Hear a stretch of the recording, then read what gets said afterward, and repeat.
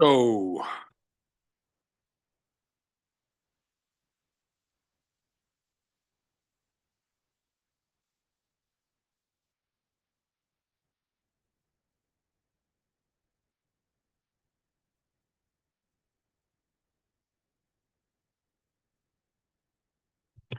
okay. Welcome, ladies and gentlemen. It is about 4 minutes after 1 o'clock, May 14th, and this is the May 14, 2025 edition of the council meeting for the Township of Muskoka Lakes. I'm going to call this meeting to order at 1:04.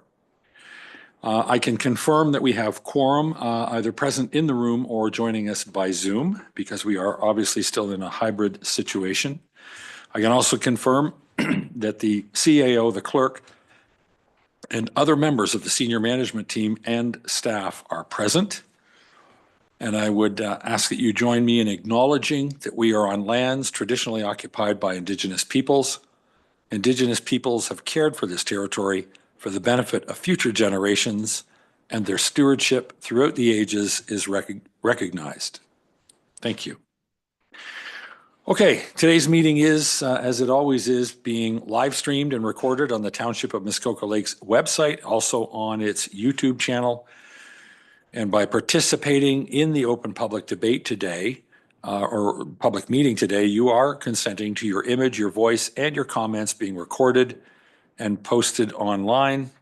As we always do, we sought feedback on the agenda from the public at TML public comment at muskokalakes.ca. And we did, in fact, receive comment from the Muskoka Ratepayers Association that has been circulated to council already and has been made part of the public record for this meeting. Next up, I would like to advise that there has been a supplementary agenda that was issued to add a new bit of business, item 8A. And it is to consider a draft resolution regarding the strong mayor powers. With that, I'm going to turn to the rest of council and ask whether anyone has a pecuniary interest that they feel they need to disclose. Councillor Kent.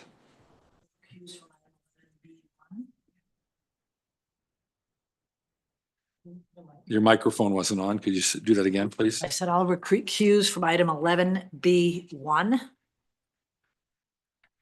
which is the Muskoka Lakes item, as I'm a member of the kind of club. Thank you very much. Okay, anyone else with pecuniary interest?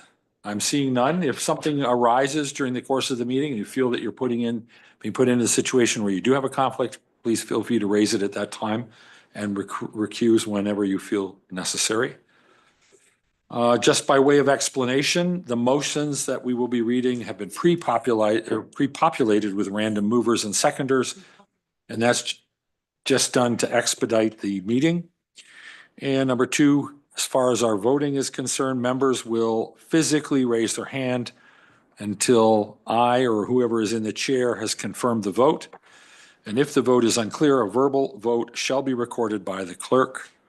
This will not be, in these circumstances, will not be considered a recorded vote. Okay? So we'll move on to the regular matters of the meeting. Where are we here? We have invited presentations. There's none. There's no delegations or public comment. So the next item up is a consent agenda, approval of the consent agenda, and I will read the resolution. Moved by Councillor Zavitz, seconded by Councillor Kent.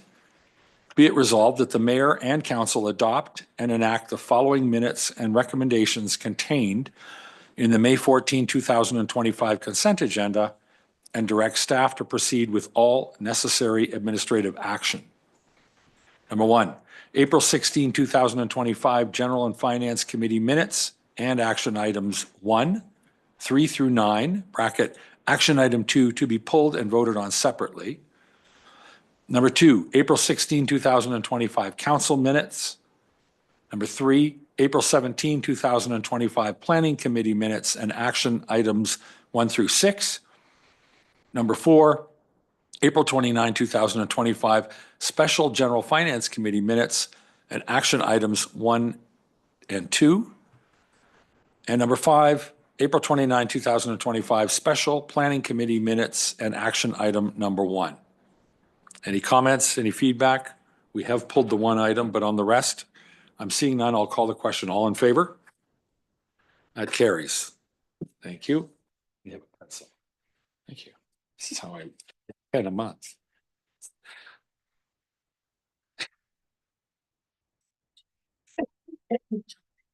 Okay. Okay, next up, we're going to go to the pulled up matter, action item number 2. And I believe there is an amendment proposed. Is that what is correct?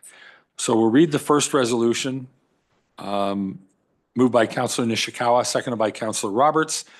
Be it resolved that the Mayor and Council adopt and enact April 16, 2025 General Finance Committee General and Finance Committee minutes, action item 2, that staff be directed to bring back amendments on the Council Remuneration and Expense Policy C-GG-11 for further review, including A, updating the current training/conference restrictions to provide a greater number of events per member to include number 1, unlimited national/provincial conferences per term. Number 2, unlimited local-based or online training sessions per term.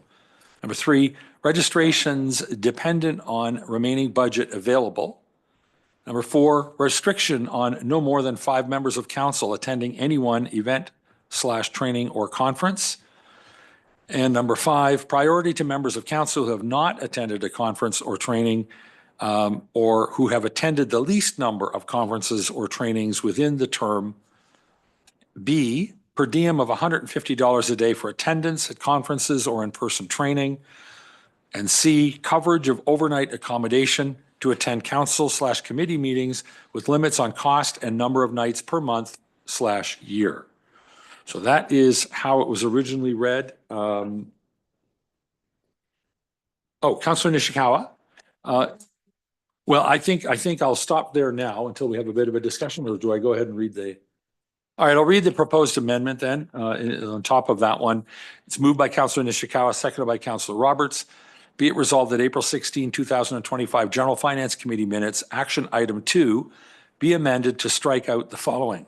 C, coverage of overnight accommodation to attend council/committee meetings with limits on cost and number of nights per month/year. Okay, I'm going to go to Councillor Nishikawa first. You're moving the amendment, so floor is yours. I think the resolution speaks for itself, as well as the letter from the late ratepayers and further conversations that I had with members of the public. Thank you for that. Anyone else with a comment? Sorry, Councillor Zavitz. Trip over my speaker. Thank you through you.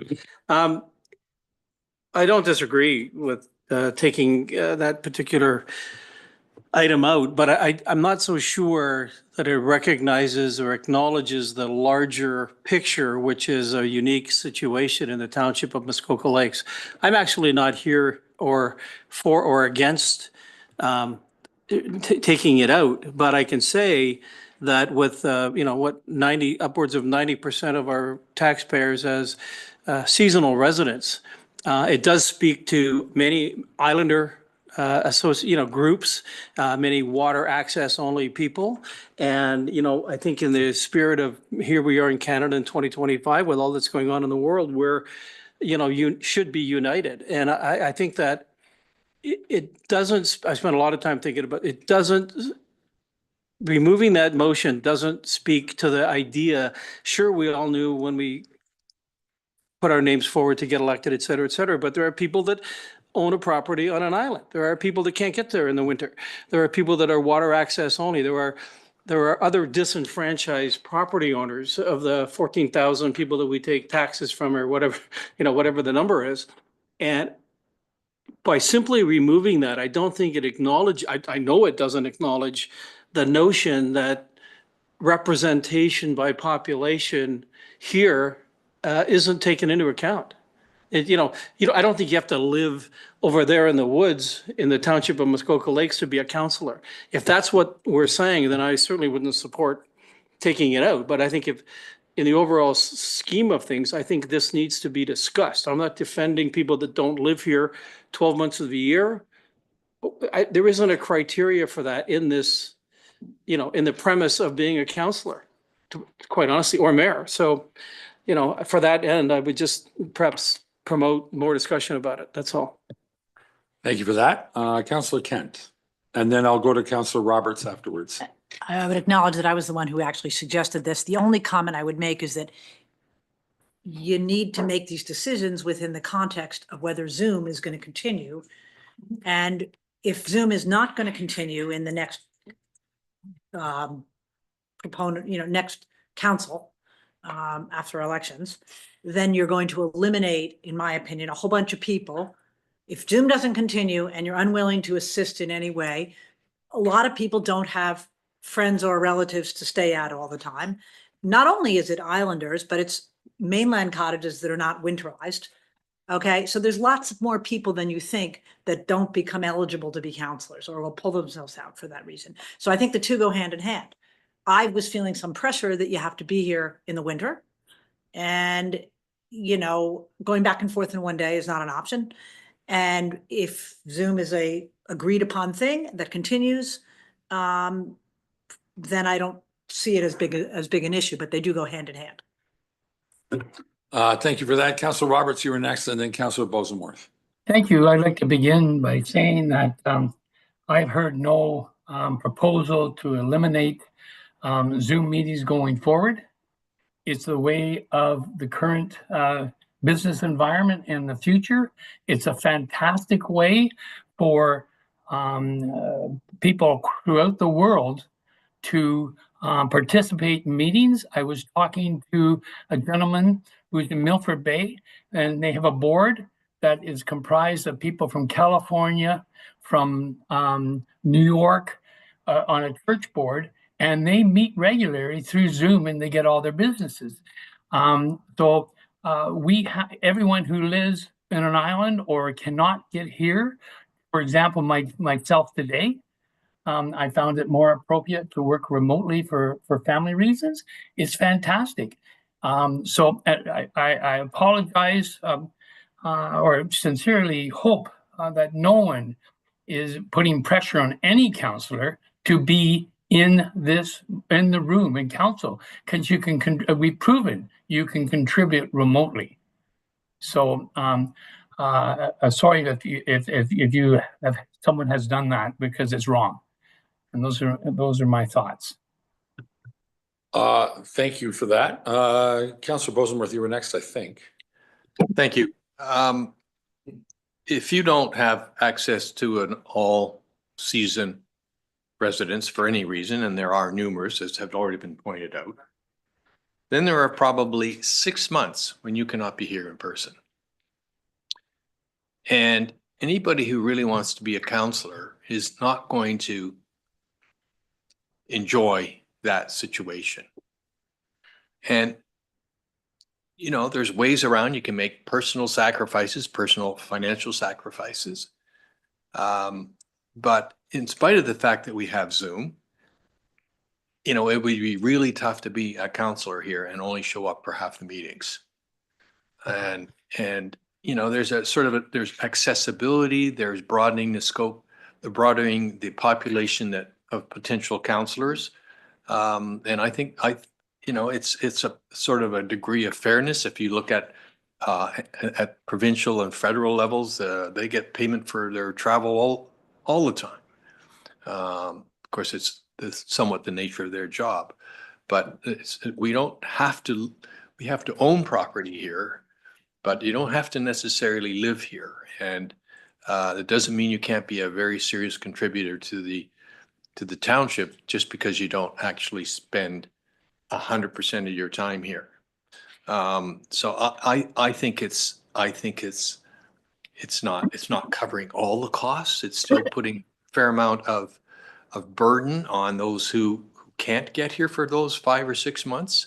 But it's a burden it lessens it a little bit if you had at least ability to stay one night and get a decent night's rest before the next meeting.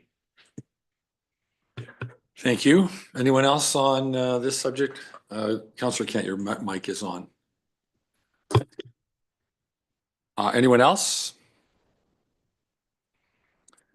All right, Councillor Mazan. Thank you. And through you. This is an interesting conversation. I'm not trying to defer this portion of this policy, but I think this talks to the reality of our township. And I'm trying to listen to all parties right now and understand how do we ensure that this council table is representative of our community and inclusive. And we have new tools available to us, as Councillor Roberts has suggested, to improve our ability to participate in many of these different meetings that we have. But I wonder if we really need to spend some time thinking about, and again, I'm not trying to defer this, but do we have this right? Are we trying to attract? I don't want to just knee jerk, honestly, making a decision. I don't even know how we came up with the cost of $150 per day. It was a bit knee jerk reaction to this. Is that something that might be open to saying, like, we really need to spend time thinking about this, I think, because I think the reality of our township is the different audiences. And I'm being very honest in my comment right now. I actually came in thinking we shouldn't be paying for accommodation, but I'm also honoring that the field, just, I happen to have a year-round accommodation. But I think we need to really honor the idea of our community. And it is, and I think what I'm hearing for some of the members is that we can provide a lot of value, and do we need just to think differently? So I'm giving you that I'm somewhat stuck right now to say, I almost see two different parts to this resolution. There's one to do with training and another to truly better understand our community. And what do we think is the right approach? Not for this term. I would suggest that maybe taking this portion out, it's not for this term. That is maybe something that gets considered as a change for next term of council. Thank you for So that. I don't know if that's helpful. I think I'm. Councillor Nishikawa. Well, thank you all through you to comments from Susan.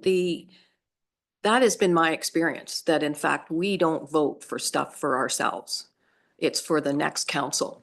But that's not what the conversation was about. It was midterm, we're going to now vote for stuff for ourselves.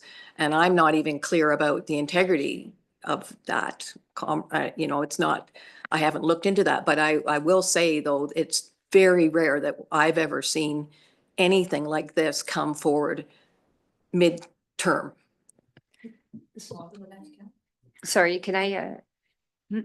Sorry, Director Proce, do you have a response? Thank you. If I can just give a little bit of a history on how this matter came forward. The matter of remuneration came forward at the end of last year and setting the comparators. And during that conversation, it was a request of committee that staff also look into some other potential changes. So that's how the two got lumped together. Councillor Nishikawa is correct when looking at remuneration. It has always been done for the it is typically done, it doesn't have to be, but it's typically done for the next term of council. This is changing a policy. This is the expense and remuneration policy. There has been a change actually to this policy earlier this term in regards to mileage, and it was mileage for attending hall board meetings. So there has actually been a change to this policy during this term. Everything that is that the resolution speaks to is contained within that policy. So if that policy were to be changed right now, then it would come into force as soon as council approves of it. Should committee or should council choose to delay that, that's something that can absolutely be done. You can just make it make the amendment in force for the next term of council. You can absolutely do that, but because it's not a bylaw that's being put off until the new term of council, this is just a policy change. That's why it would be typically for this term of council. So I hope that provides a little bit of clarification. Did you have your hand up, Councillor Mazan? Or we can go to Councillor Kent. Wait, Yeah. Councillor Kent. This distinction between when this came up, which was voting in terms of the remunerations, I always thought it was for the next council. There certainly wasn't any everything goes together. We've been voting on now, it's for the next term of council, and that all gets tied in. I don't know where anybody ever made a decision that some of it was for now and some of it was for later. It wasn't clarified, but the assumption was it's all for next term of council as it was in prior years. I don't know where anybody Well, got that. I do recall that we had this discussion last month and that there was a difference between remuneration or compensation. Right. And then there were these other issues relating to the job, which were done by policy, which would be made effective immediately. Okay, I recall didn't know that back then. Yeah. Who else? Councillor Zavitz. Thank you, and through you. Again, and I'm not advocating for or against, but I do think we need to acknowledge the issue because I do think, as Councillor Mazana said earlier, it's representation, a fair and representative representation, if you will, of the people that live, that pay taxes here. Because that is the only criteria, as far as I understand it. Yeah, I've looked over it. You don't have to live here. You have to own property here. And I think everyone would hopefully understand that. When you pay me mileage to come from Torrance to here, back and forth for 2 days is over $100. So to Councillor Bosomer's earlier point, for $150, if that's whatever the stipend might be, I think it's important to acknowledge that that's really what I think some of us are saying, to acknowledge it's real. If you're a district councillor, I think you pretty much need to live here. I don't know, but you have to go to those meetings. That seems to be a different criteria. Those people make a lot more money than some of the other councillors do. I'm not sure if that matters, but at the end of the day, you can't phone in a meeting at the district. So that's a different, it feels like it's a different thing. But you do pay me mileage to come from Torrance. And so you are paying me $100 to come here today and tomorrow. So at the end of the day, we are paying people to come to a council and sit and be representative of the people. So I think we should acknowledge it somehow. Councillor Mazan. Thank you, and through you. I'm trying to compartmentalize in my brain the different parts of the discussion that we had last month to where we're at now. There's the remuneration, which is a difficult word for me, apparently. That will be the bylaw that would passed, and that takes place next term of council. And now we have expenses, the actual real expenses of conducting the job. And I wonder if there's a way to separate that from the third component, which was the training. So there's really the three components to this. And I feel like where we're getting a little bit stuck right now is on the expense portion. And is there a way to pull that out to say, I do think it requires us thinking about how we approach fair, I don't want to even use the word compensation, acknowledgement sometimes of what this role actually is asking of us. And I just think putting it on the table so that next term of council, it's just been, we've had a chance to talk about these things. Thank you, and through me. Just to follow up, as Director Prochi has pointed out, the only thing that's on the table right now is the overnight accommodation. The only thing that's on the separate item list. I'm going to ask a question first, unless there's no others to be asked.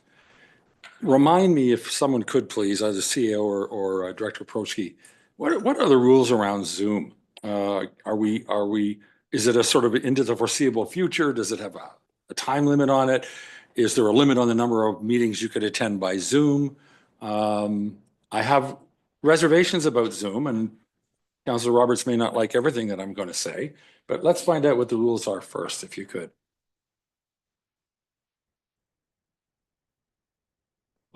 Thank you, through you, and breaking the rules because we're a little off the topic, but absolutely happy to answer the question that Right now, there is no rules around Zoom and the participation in using Zoom. And in the procedural bylaw, we do have the option for electronic only and hybrid meetings. So unless there was an amendment to the procedural bylaw, it's something that we are doing and we continue to do until such time there is an amendment. Okay, it may seem like it was off topic, but I think it's an alternative to the overnight accommodation was the link that I've now made that I hadn't thought of before.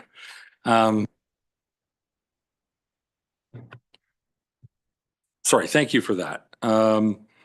Okay. Okay.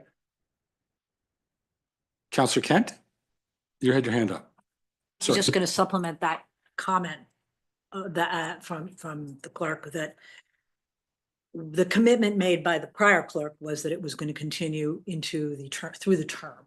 Like, I don't know if that's not on paper, but that was the verbal commitment, and why people like me said, oh, I can do this, because there were those kinds of parameters around it. So obviously going into next term, those two things need to be agreed upon in advance so that you can get proper people committing to do this council position.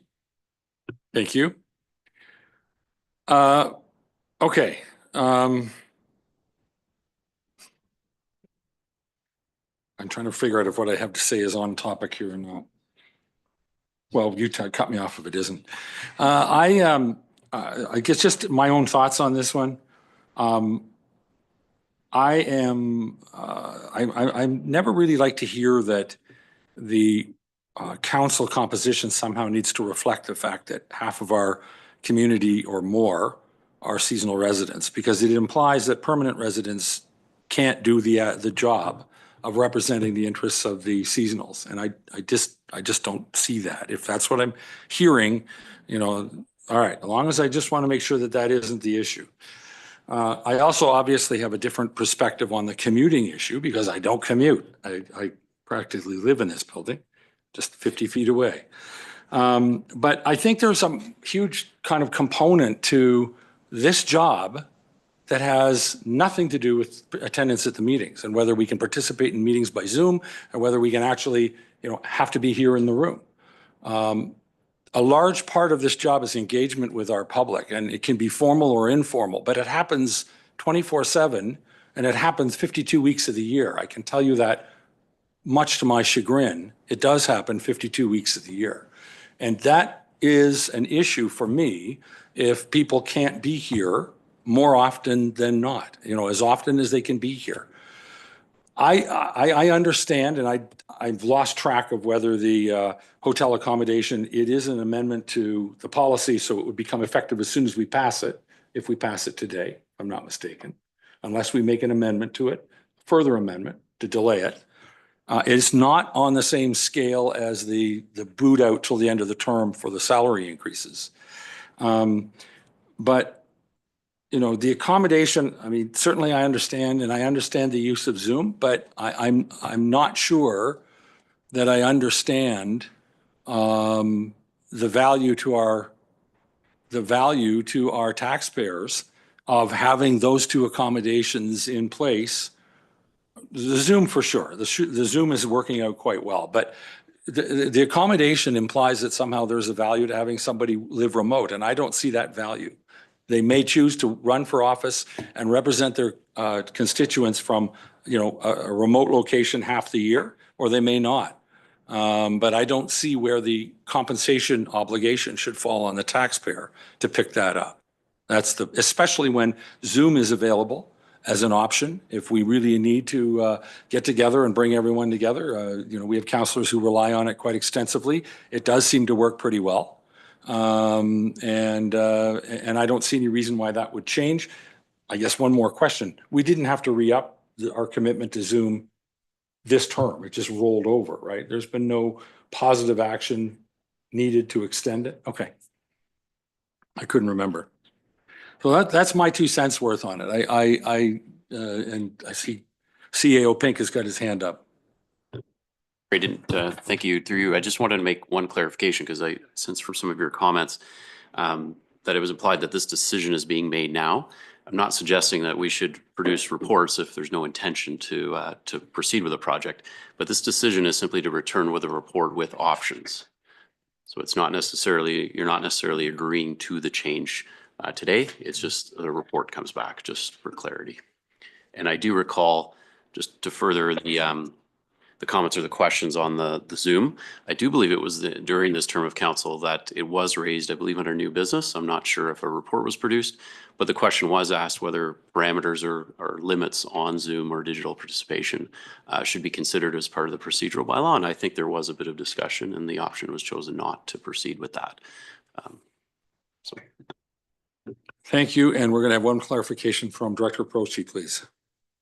Thank you, and thank you, Theo. Thank you, reminded me, the only other thing that this council did was there was an amendment to the procedural bylaw where you put in the procedural bylaw what the proceedings would look like and for a hybrid and an electronic meeting, because before it was done only because of COVID. So that was put into our procedural bylaw. So that's the only other piece I just want to make sure was clear. Thank you. So it's virtually entrenched. It's really part of the structure of how we move forward. Obviously, it can be undone down the road, but it isn't contingent on anything or any further action or every cycle. Okay, that's good. I'm sorry, I almost need the resolution read again, but I had thought, just a comment that Director Pink had said that, CEO Pink, I should say, that it was, I don't want to ask staff for a staff report. I want us to vote on whether we're going to approve of this or not. So basically, the accommodation piece, and that's what I thought we were pulling out, and whether, so that we could just have another vote on the accommodation piece.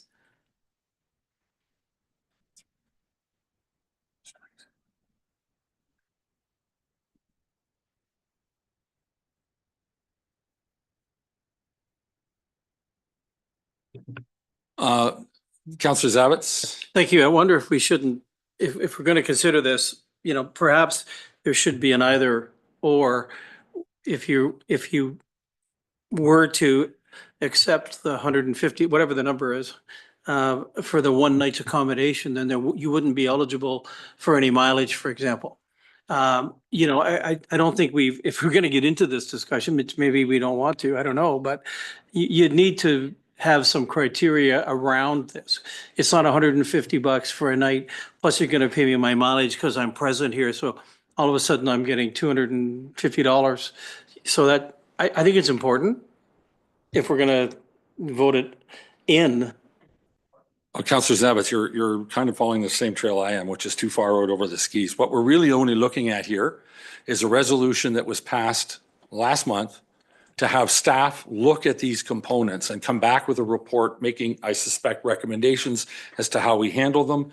And the item was pulled from consent agenda so that this particular issue could be taken out of that report. So really the only decision that we're talking about right now, in the absence of some new resolution, what we're actually looking at is taking the resolution from last month, which is to direct staff to do a report and come back, and taking out any reference to the accommodation, which to me would imply that if we're going to have to deal with it, we're going to have to bring it back at some other point in time if we vote it out now.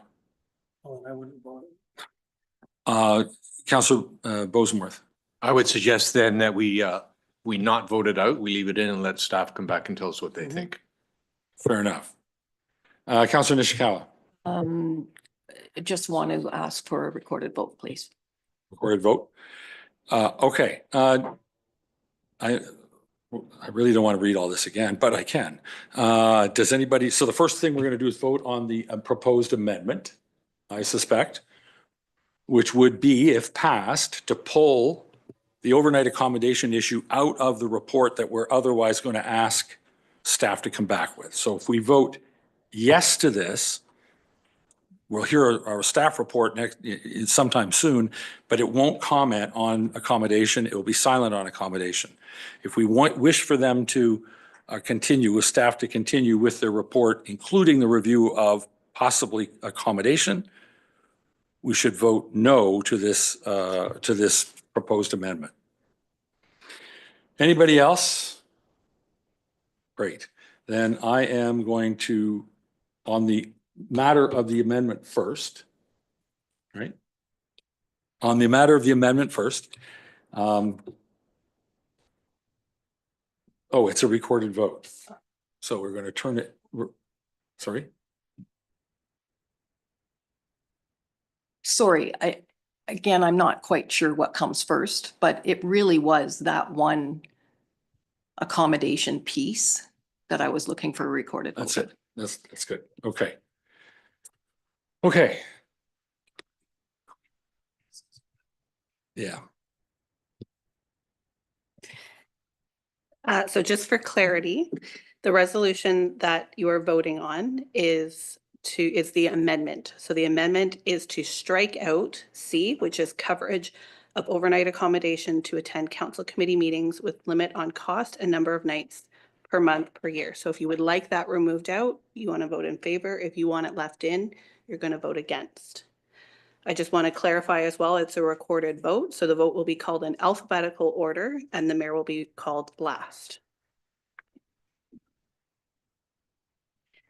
Councillor Bosenworth, Nay. Councillor Burry, Yay.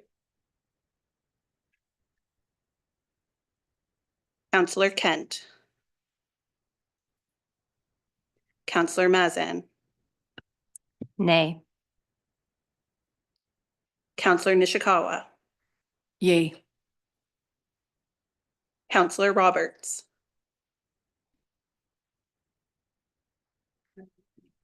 Councillor Roberts, Sorry, no mic. Nay. Councillor Zavitz, Nay. and Mayor Kelly. Nay. The nays have it, 6-2.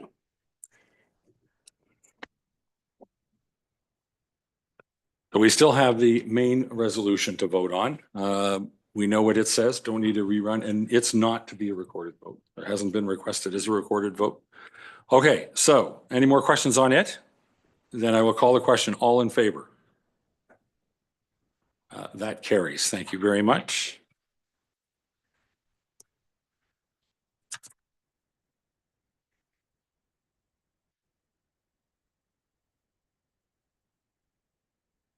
Thank you. Okay, moving on to item number 2. All right, where are we here? We have reports. You're getting over Yeah, we might. Mr. Moore, I think you're on with the next one is the report under item number 10 of senior management report on the Windermere Village Playground. Welcome. Thank you, Your Worship, and good afternoon, Council. Yes, today's report is to award the contract for the Windermere Village Park Playground installation. To date, the project has been moving along pretty well. Staff have been working with the fundraising committee in the community, going through the steps in the identified action plan. We engaged with the public to assist us with the scope of work for the RFP, and we're able to issue the RFP a month ago. In reviewing the proposals, looking at the scoring table, the vendor Park and Play was best able to successfully complete the project and therefore is being recommended for award today. It's staff's intention to bring the design concepts back out to the public for further feedback and report back to council in June with the finalized designs and finalized project costs. With that, I'm available for any questions. Thank you for that. Councillor Kent. When I was looking at the appendix, I guess it's the proposed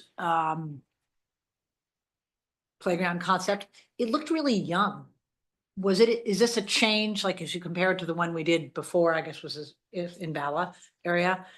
This looked like the equipment was really intended for, I don't know, kids less than 6 or 8 or something. Was that a change or a strategy? Through you, Chair, The RFP identified the same age groups, 18 plus months to age 12. Within the RFP document, we did include some additional extra items that would be more geared towards the older age groups. We included a basketball hoop and court and a zip line. We weren't sure if those were going to fit within the budget we had. So when we engage back out with the community, we'll consider all those alternatives, and I suspect there'll be some updates to this. We'll probably look at maybe removing a few items, using some local contractors for a few of the items within the project, and that might hopefully free up some more money that the committee can, make some adjustmants to the designs. The only So that's a reason good comment. The Yeah. only reason I ask is when you look at the slide and everything, Yeah. it's a mini slide and you compare it to what's down here in Hannah Yeah. Park, or it's not really oriented towards kids at the right age. So I was just wondering. Yeah, it's a good comment. Councilor Nishikawa and then Councilor Bosenworth. Again, it's more of a comment, but it was interesting. I was part of the playground in MacTier that took place, and same thing, the community took care of bringing all of the mulch in and all of that Mhm. portion. Great, and quite honestly, I think it was Marner, one of the Leaf people were there as well, and from their foundation. So again, there's opportunities for us to look out to other foundations and things for any of these types of projects. But involving the community, I would say 100% do it as much as you can. Thank you for that. Anyone else with, Councilor Bosenworth, you were next. Quick question through you. In the selection criteria, what percentage was based on price? It was 20%.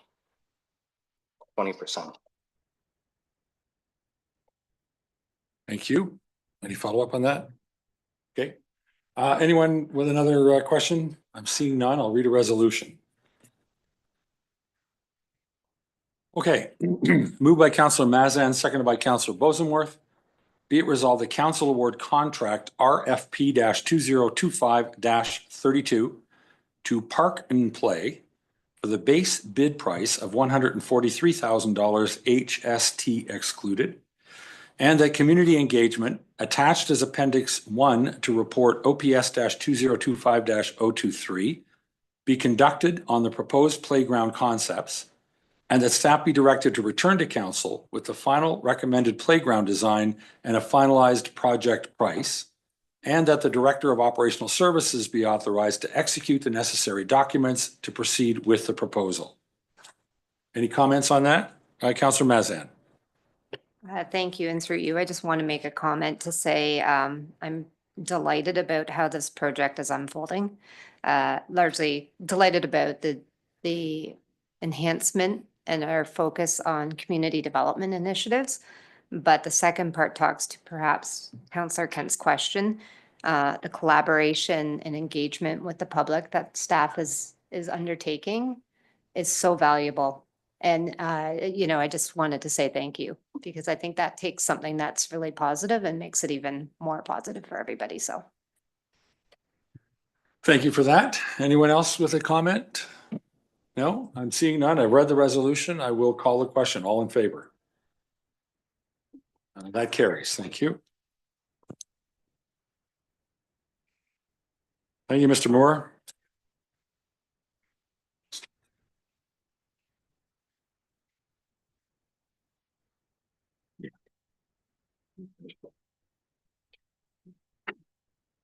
Oh, sir, welcome. You're up. Stopco. It's all yours. Hey, good afternoon, Council. So the report before you today is for the supply and stockpiling of winter sand. The recommended award is to the lowest bidder. And as per the procurement bylaw, council approval is required to award the contract. So with that, I'm available for any questions you may have. Thank you for that. Any questions? Councillor Kent, your microphone's on. Thank you. Councillor Bosenworth.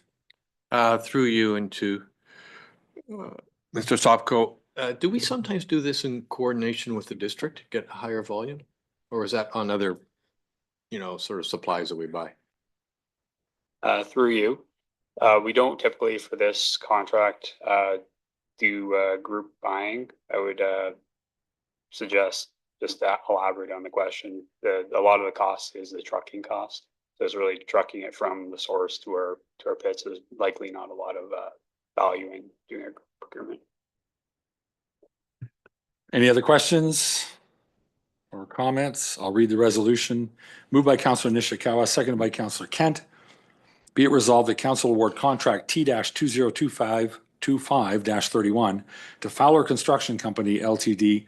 for the bid price of $178,935 plus HST, and that the Director of Operational Services be authorized to execute the necessary documents to proceed with the purchase. Any questions, comments? I'll call the question. All in favor? That carries. Thank you very much.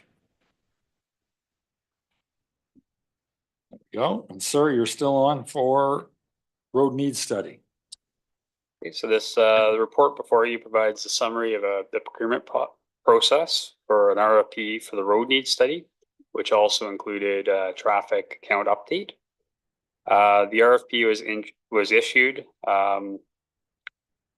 to complete updates of condition, and to prepare a recommended path of how to of future capital plan. Only one proposal was received for the work, and the recommendation is to award the proposal to this consultant. In accordance with the permit bylaw, council approval is required to award the contract due to its value. If council does approve this award, staff will use delegated authority to combine budgets for the road needs study and traffic count updates budgets. And with that, there will be an overage on this project, which will be covered under forecasted surplus funds that are available in the drainage improvement project for 2025. With that, I'm available for any questions you may have. Thank you. Councillor Zabitz, you're first, and Councillor Kent. Thank you. And through you to Tim. I'm wondering the interplay of this particular study in relation to the level of service. I wonder if you could speak to that. I mean, is this more succinctly condition of our roads, or because again, we were contemplating what is your level of service? What kind of topping do we use? What kind of surface materials? And when we move on a road, can you speak to the interplay of one report to the other? Because I kind of wonder if they're related. Mr. Sapko, go ahead. Through you. So you are correct in saying the primary focus of the study is in updating our condition values for our road network. Certainly within the level of service study, there is certain indicators that we've selected which relates to condition. So I'd say the study is more, it will inform where we're at with our conditions, whereas the level of service study is actually setting the targets of where we want to be, and we can then formulate our plan to address where we've set the level of service. Thank you for that. Councillor Kent, I think you're next. Just a quick question for you. Is when you only get one bidder like this, do you ever go back and negotiate? Or is that like against our bidding policies? Through you, I'd suggest right negotiation. We would likely not see a different response because the bidder did prepare based on our proposal document. So I would say that wouldn't be the typical tour practice. No. Thank you. Last thing you said. Okay. Thank you. Anyone else? I'll read the resolution. Thank you for that. Moved by Councillor Bosenworth, seconded by Councillor Roberts. Be it resolved that Council award P-2025-34 for the completion of a roads needs study, including update of traffic count data to Tatham Engineering Ltd. in the amount of $64,690 plus HST, and that the Director of Operational Services be authorized to execute the necessary documents to proceed with this contract. Councillor Nishikawa. Thank you. I'm just wanting to confirm for myself. it's, we've only actually used Tatham in the past for this same report, have we not? Through you. Typically, we have engaged in time here, we have engaged an alternate consultant at one point, but typically the council is correct. That is the consultant that's successful for this one is one that typically has done our road lease study in the past. Thank you. Anyone else with a question, comment? No, I'm seeing none. I will call the question. All in favor? That carries. Thank you very much. Thank you, sir.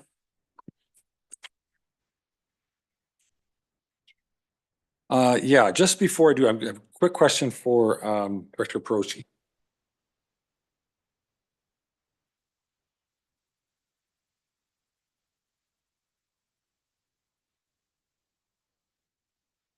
Okay, next up, we're gonna move to the supplementary matter. I think I had marked it as item 8A, but in fact, it's still 8A. We're just gonna go back and do it now, a little out of order. And it's a motion that I am bringing, so I'm going to vacate the chair on behalf or in favor of the deputy mayor, who will take over and run from here. Thank you.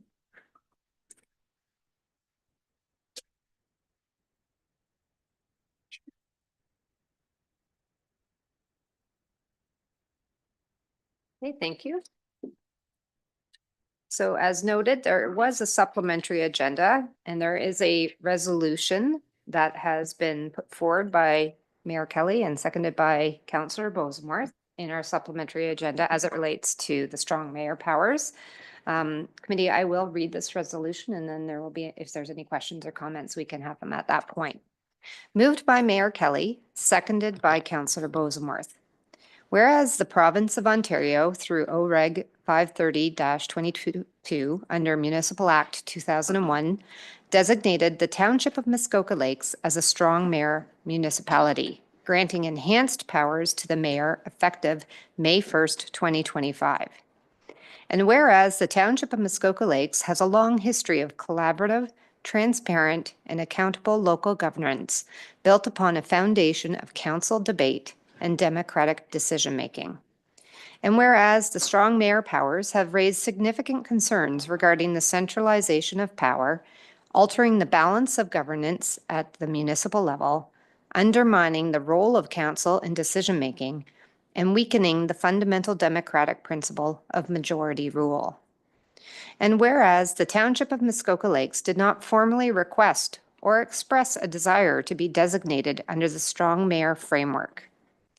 Now therefore be it resolved that the Township of Muskoka Lakes Council formally request that the Premier of Ontario and the Minister of Municipal Affairs and Housing immediately remove the Township of Muskoka Lakes from the list of municipalities designated under the strong mayor legislation, and that a copy of this resolution be sent to the Premier of Ontario, the Minister of Municipal Affairs and Housing, MPP Graydon Smith, all Muskoka area municipalities, and the Association of Municipalities of Ontario, AMO, for their awareness and support. So that is the resolution. I guess I'd ask Mayor Kelly or Councillor Boseworth if you would like to make a comment. Thank you, and through you, no real comment other than what I had already previously said about this. We did take legal advice along with or in conjunction with our CAO and our clerk, and Director of Services, Legislative Services. And we worked along with a couple of other District of Muskoka lower tier municipalities so that we weren't, carrying the burden all ourselves in terms of the price. And it became clear to me that the assumptions that I had going in about the nature of this change from a purely sort of democratic or legal perspective were true. I think I expressed my feelings back then, and I think they were validated or more than validated in the original conversation or the conversation with outside counsel. The other thing that wasn't really the topic of a legal discussion is I think that this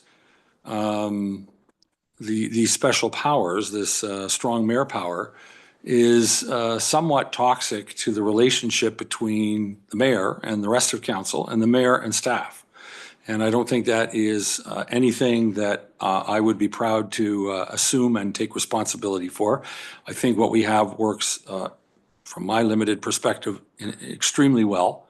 The debate and the discussion and the dialogue makes us stronger and allows us to represent our constituents in a much better fashion than I think this would, and even the threat of this being used, even if it wasn't actually used.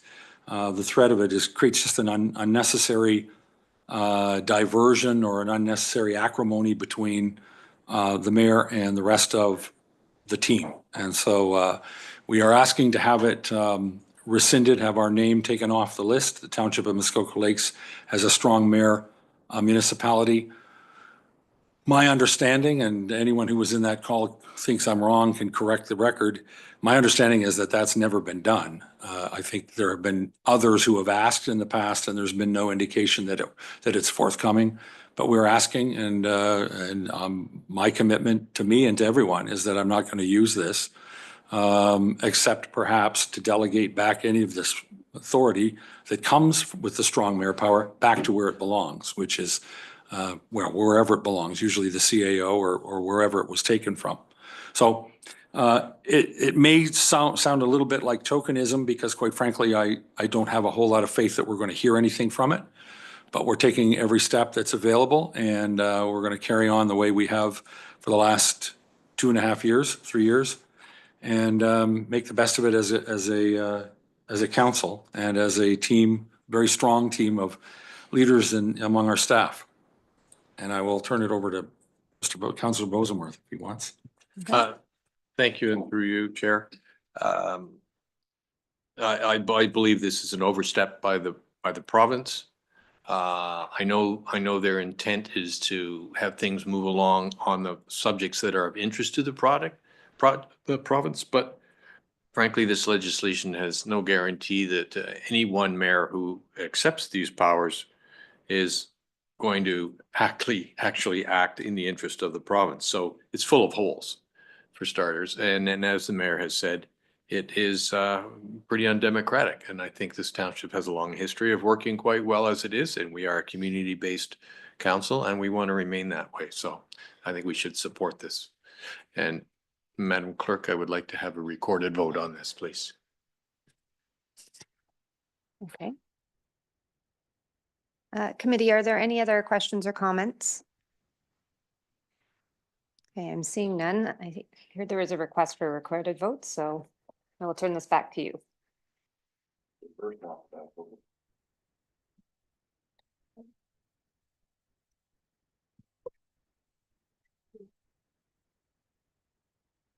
Okay, so I'm going to conduct the recorded vote in an alphabetical order. Councillor Bosenworth, Yay? Councillor Burry. Yay. It is noted that Councillor Edwards is absent. Councillor Kent, Yay. Councillor Mazan, Yay.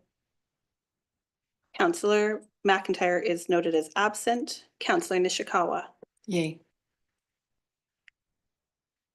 Councillor Roberts, Yay. Councillor Zavitz, Yay. and Mayor Kelly. Yay. The yays have it 8-0.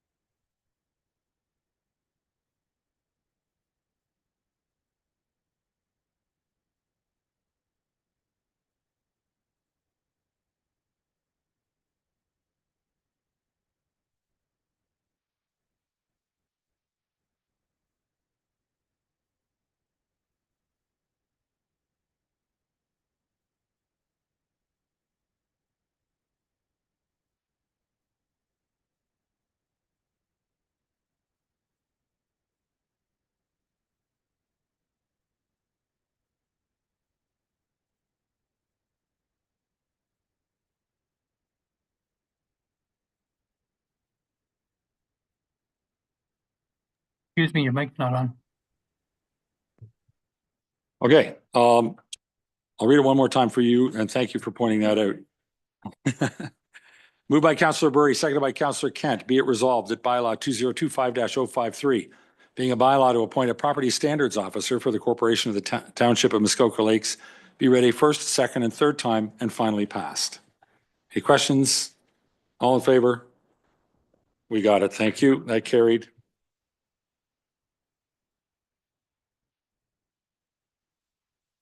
Next one up is moved by Councillor Roberts, seconded by Councillor Zavitz. Be it resolved that bylaw 2025-054, being a bylaw to appoint a property standards officer for the corporation of the Township of Muskoka Lakes, be read a first, second, and third time and finally passed. Any discussion? All in favor? That carries. Thank you.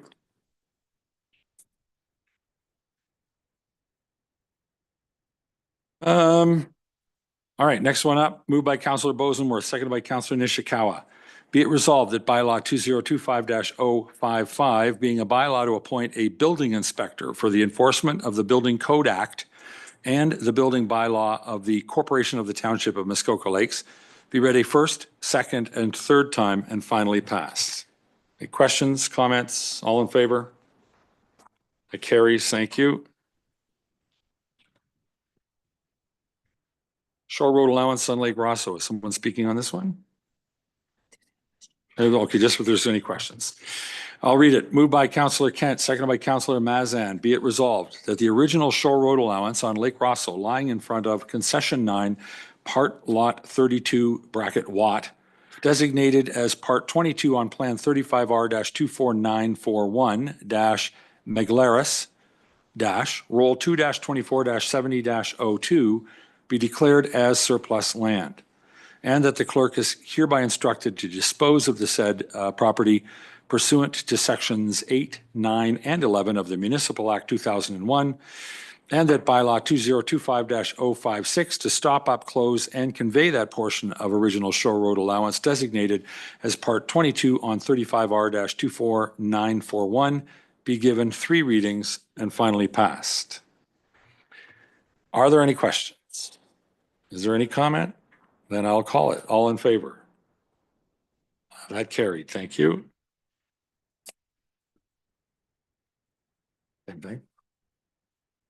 I'll read this one. Moved by Councillor Burry, seconded by Councillor Roberts.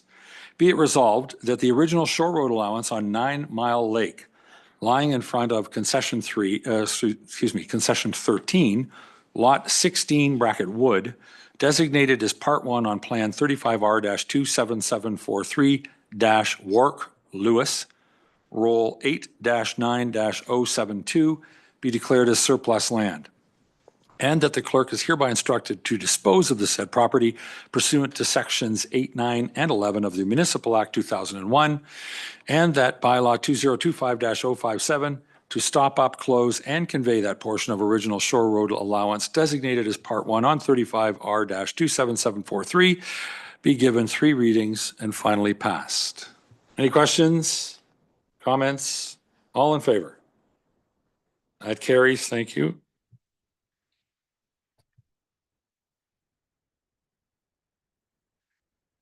Okay, this one is moved by Councillor Kent, seconded by Councillor Zavitz. Be it resolved that bylaw 2025-058, being a bylaw to authorize the payment of remuneration to the mayor and members of council of the corporation of the Township of Muskoka Lakes, be read a first, second, and third time and finally passed. Any questions? Any comments? All in favor? That carries. Thank you.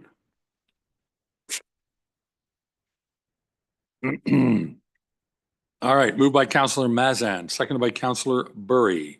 Be it resolved that bylaw 2025-0059, being a bylaw to levy and collect taxes for municipal purposes for the year 2025, and to establish due dates for the payments and to charge interest and penalties for non-payment of the same, be read a first, second, and third time and finally passed.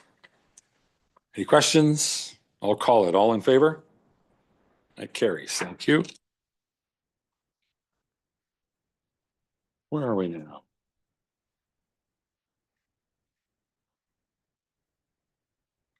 Right here. Okay, so we are at item 11B. And this is the amendment to the comprehensive zoning bylaw relating to Muskoka Lakes Golf and Country Club. And we have a report. Welcome. Thank you.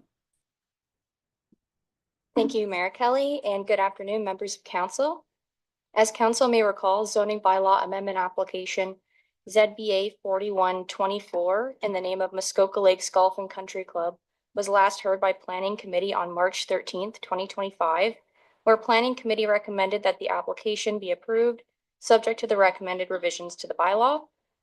The zoning bylaw proceeded to the council meeting on April 16th, where staff recommended that a minor amendment be approved to add reference to sections 921 and 924 of the township's comprehensive zoning bylaw to subsection 3 of the bylaw. The minor amendment resolution was not read at the council meeting on April 16th. As a result, the zoning bylaw was passed without incorporating the proposed minor amendments. The zoning bylaw in front of you today contains the revisions to the bylaw recommended by Planning Committee on March 13th. The minor amendments recommended to council on April 16th, and a provision repealing the previous bylaw. Staff have no further comments, but are happy to assist council with any questions. Thank you for that, Ms. DeMello. Anyone have any questions? Councilor Zavitz? Can it be a comment? Why don't you give me a minute to read the resolution and then we'll comment away. Anybody with questions? I'm seeing none. I'll read the resolution. Don't go away. They may turn into questions. Moved by Councillor Mazan. Seconded by Councillor Roberts. Be it resolved that bylaw 2025-060 to amend comprehensive zoning bylaw 2014-14, Muskoka Lakes Golf and Country Club GP Inc., roll number 5-4-082, be read a first and second time. Now, comments? Thank you. So as I recall in our last term of council for some of us around the table, in many planning applications, there would be I suppose I'd call it a learnings discussion, some of us may recall, where we would, after the fact, after the file came forward, that we would look at each other and sort of say what could have been done better, what could have been done differently, just in terms of helping in a more fulsome manner, I guess, going forward. And so in this particular case, I certainly think that the public came forward in a very fulsome manner. And I wanted to acknowledge that while the public that were sort of against, if you will, didn't get the final result they were looking for, that the staff had brought forward an incredibly detailed and insightful report. And I think one had no recourse but to go in the direction that it certainly did. But I did want to acknowledge that the public did come forward, and that's what this process is all about. Thank you. Thank you. Any other comments or questions?